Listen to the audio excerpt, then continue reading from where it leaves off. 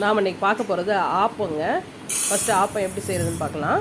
1 cup பச்சரிசி சேர்த்துக்கோங்க. 1 குழிக்கரண்டி உளுந்து சேர்த்துக்கோங்க.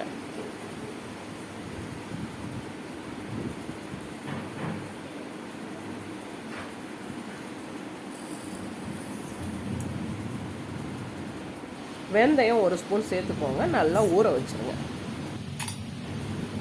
அடுத்தது பழைய சாதங்க, இவ்வளோ போதும்.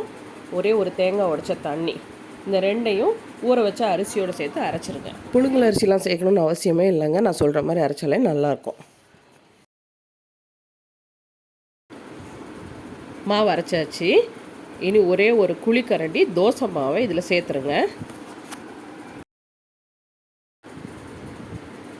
மாவு ரெடி ஆயிடுச்சு. இந்த மாவு ஒரு 6 மணி நேரம் நல்லா புளிக்கட்டும். அப்படியே மூடி வச்சுருங்க.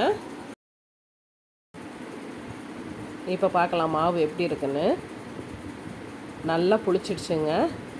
இப்போ இந்த மாவோட உப்பு சேர்த்துக்கோங்க. உப்பு கொஞ்சமாக சமையல் சோடாவும் சேர்த்துக்கோங்க. நல்லா மிக்ஸ் பண்ணிக்கோங்க.